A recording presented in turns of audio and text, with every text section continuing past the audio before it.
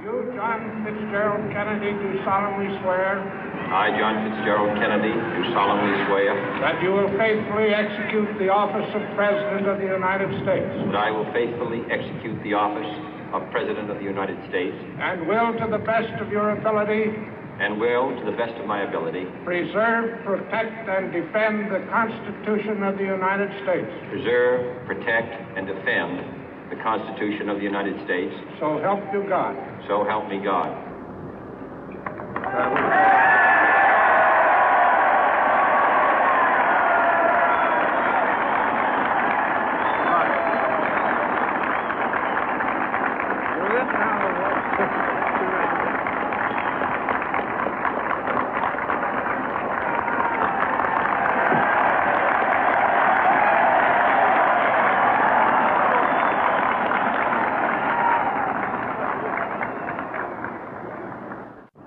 Vice President Johnson, Mr. Speaker, Mr. Chief Justice, President Eisenhower, Vice President Nixon, President Truman, Reverend clergy, fellow citizens.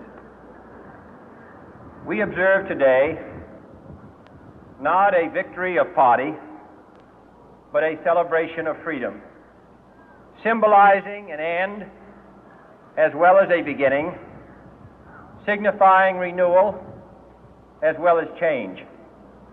For I have sworn before you and Almighty God the same solemn oath our forebears prescribed nearly a century and 3/4 ago.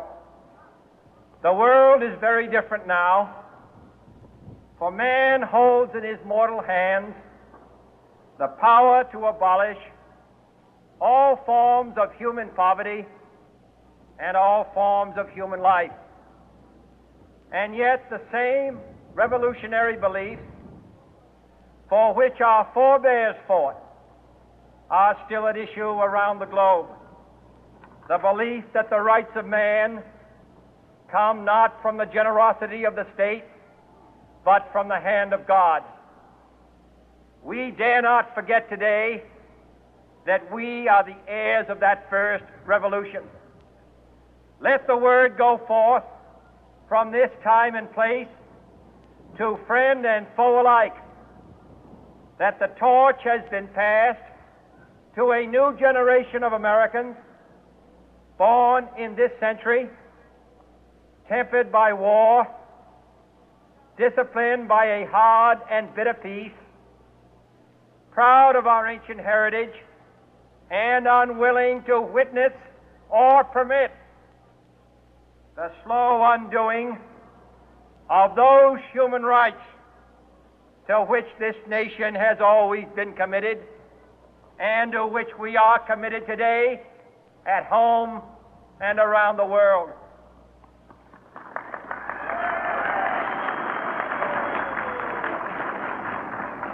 Let every nation know, whether it wishes us well or ill, that we shall pay any price, bear any burden, meet any hardship, support any friend, oppose any foe to assure the survival and the success of liberty.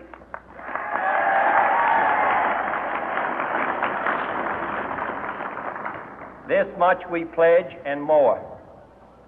To those old allies whose cultural and spiritual origins we share, we pledge the loyalty of faithful friends. United, there is little we cannot do in a host of cooperative ventures. Divided, there is little we can do, for we dare not meet a powerful challenge at odds and split asunder. To those new states whom we welcome to the ranks of the free, we pledge our word that one form of colonial control shall not have passed away, merely to be replaced by a far more iron tyranny.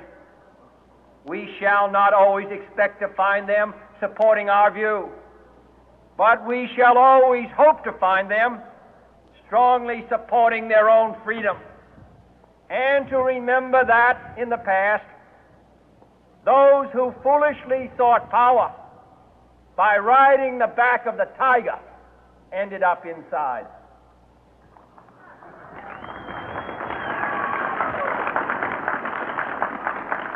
To those people in the huts and villages of half the globe struggling to break the bonds of mass misery, we pledge our best efforts to help them help themselves for whatever period is required, not because the communists may be doing it, not because we seek their votes, but because it is right. If a free society cannot help the many who are poor, it cannot save the few who are rich.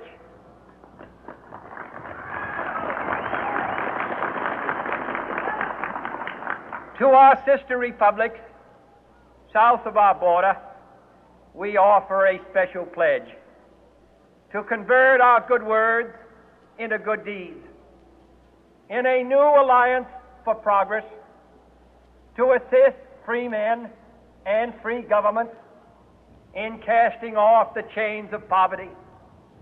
But this peaceful revolution of hope cannot become the prey of hostile powers.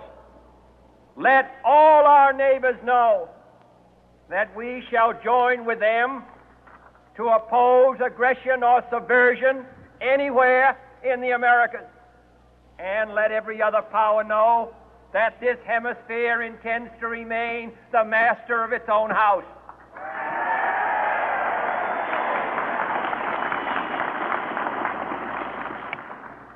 To that World Assembly of Sovereign States, the United Nations, our last best hope, in an age where the instruments of war have far outpaced the instruments of peace, we renew our pledge of support to prevent it from becoming merely a forum for invective, to strengthen its shield of the new and the weak, and to enlarge the area in which its writ may run.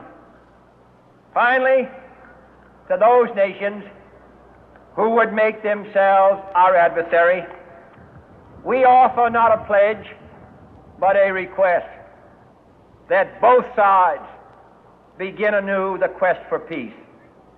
Before the dark powers of destruction, unleashed by science, engulf all humanity in planned or accidental self-destruction, we dare not tempt them with weakness, for only when our arms are sufficient beyond doubt can we be certain beyond doubt that they will never be employed.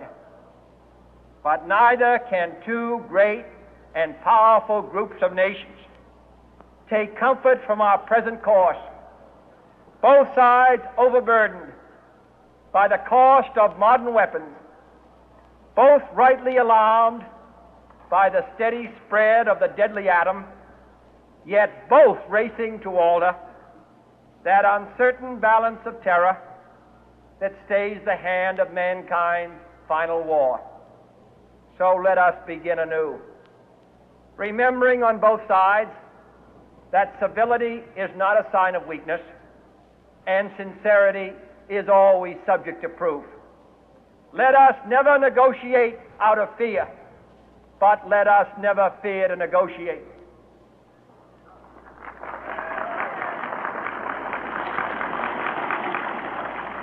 Let both sides explore what problems unite us, instead of belaboring those problems which divide us. Let both sides, for the first time, formulate serious and precise proposals for the inspection and control of arms, and bring the absolute power to destroy other nations under the absolute control of all nations.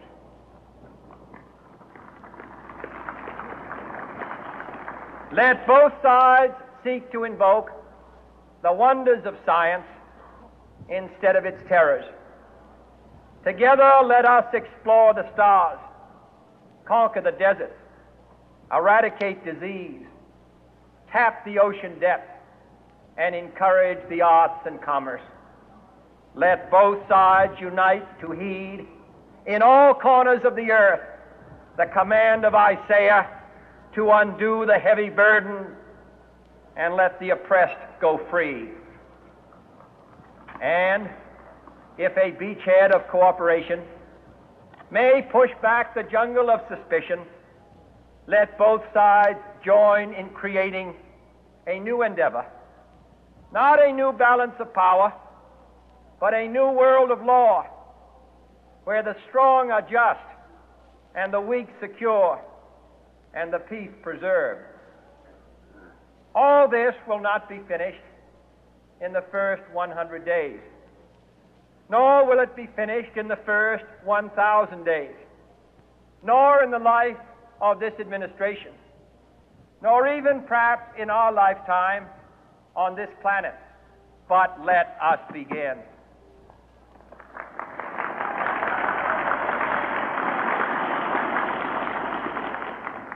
In your hands, my fellow citizens, more than mine, will rest the final success or failure of our course. Since this country was founded, each generation of Americans has been summoned to give testimony to its national loyalty. The graves of young Americans who answered the call to service surround the globe. Now the trumpet summons us again, not as a call to bear arms, though arms we need, not as a call to battle, though in battle we are, but a call to bear the burden of a long twilight struggle, year in and year out, rejoicing in hope, patient in tribulation, a struggle against the common enemies of man, tyranny, poverty, disease, and war itself. Can we forge against these enemies a grand and global alliance, north and south, east and west, that can assure a more fruitful life for all mankind? Will you join in that historic effort?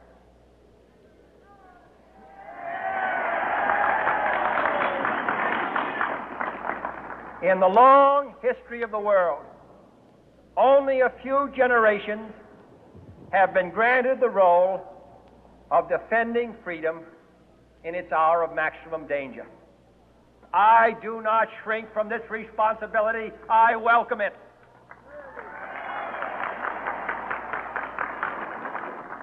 I do not believe that any of us would exchange places with any other people or any other generation.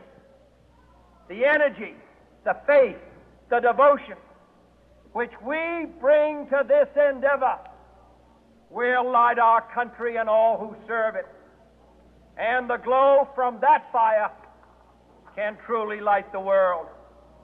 And so, my fellow Americans, ask not what your country can do for you. Ask what you can do for your country.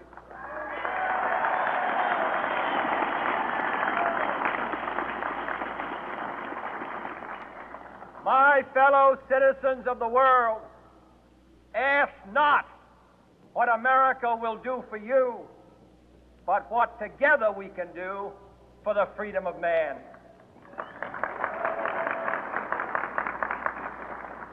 Finally, whether you are citizens of America or citizens of the world, ask of us here the same high standards of strength and sacrifice which we ask of you. With a good conscience, our only sure reward, with history the final judge of our deeds, let us go forth to lead the land